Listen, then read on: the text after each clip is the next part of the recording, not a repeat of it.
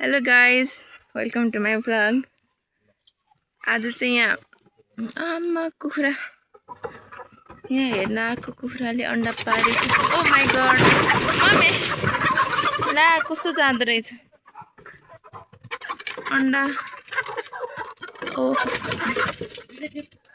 अन्डा दुईटा पारेछ नि त है। ल राखिदिनु, ढोका लगाइदिनु।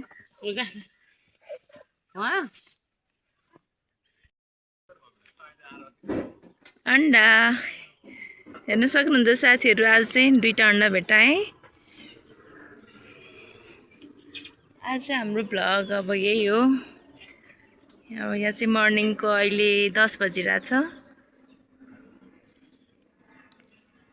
यो चाहिँ यहाँ तुरीबारी हो। यो चाहिँ यस्तो मजाको काम लागिरहेछ। चाहिँ कोडमेला बारी हो, पहिला पनि देखाइसकेँ तपाईँहरूलाई। चाहिँ घर हो।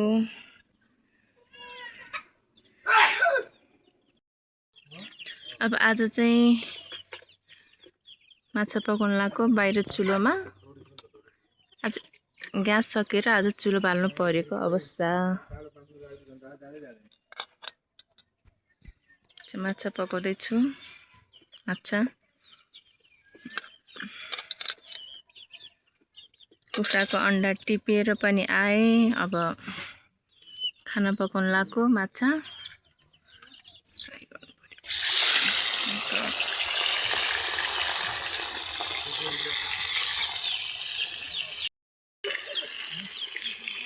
यस्तो कामले गर्दाखेरि टल्किरहेछ कि राम्रोसँग देखाउनै सकिरहेको छैन। मजाले फ्राई हुन दिउँ। अब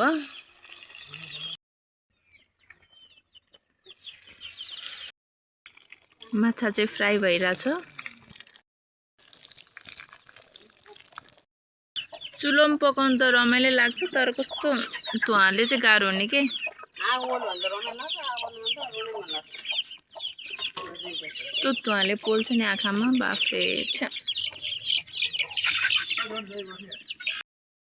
अब यो माछा फ्राई भएपछि म चाहिँ यसलाई निकालेर यसको ग्रेभी बनाउँछु। म त्यो तपाईँहरूलाई देखाउँछु। ग्रेभी बनाएको पनि देखाउँछु, पाकिसकेपछि पनि देखाउँछु। एकदम मजाको हुन्छ।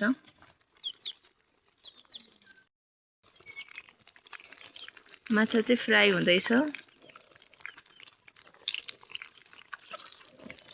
खासमा भन्ने नै हो भने चुलोमै बनाएको मान्छेहरूले चाहिँ एकदम टेस्टी हुन्छ भन्छन् होइन। मलाई पनि चुलोमा नै बनाएको मनपर्छ। खानाहरू सबै मिठो पनि हुन्छ, अर्ग्यानिक। जेनी के भयो?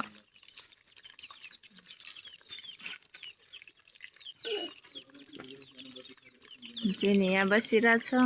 माछा पाक्दैछ। कति टाइम लाग्ने माछा फ्राई हुन नि।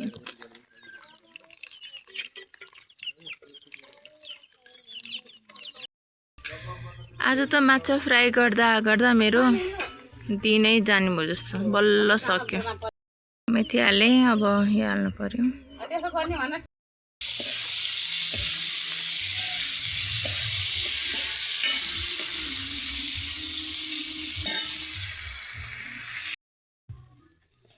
माछा फ्राई गरेर अब म चाहिँ यो ग्रेभीको लागि रेडी गर्दैछु।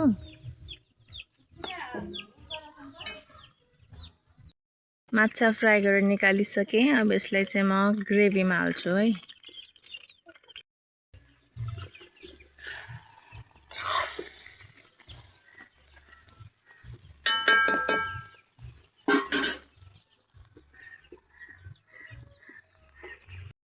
अनि अब सबै खानाहरू बनाएर माछाहरू बनाएर म चाहिँ यहाँ बारीमा आएको छु।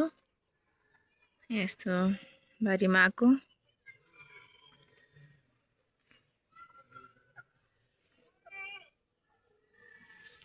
बारीमा आएको यहाँको भ्यू हेर्न सक्नुहुन्छ। मेरो घरबाट यस्तो मजाको भ्यू देख्छ।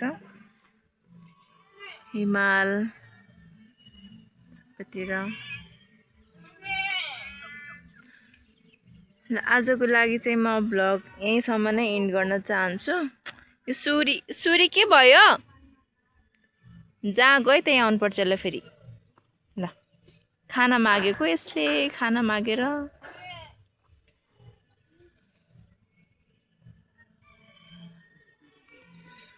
ल गाइस म चाहिँ आजको लागि भ्लग यहीँ इन्ड गर्न चाहन्छु फेरि पनि भेट्छु नेक्स्ट भ्लगमा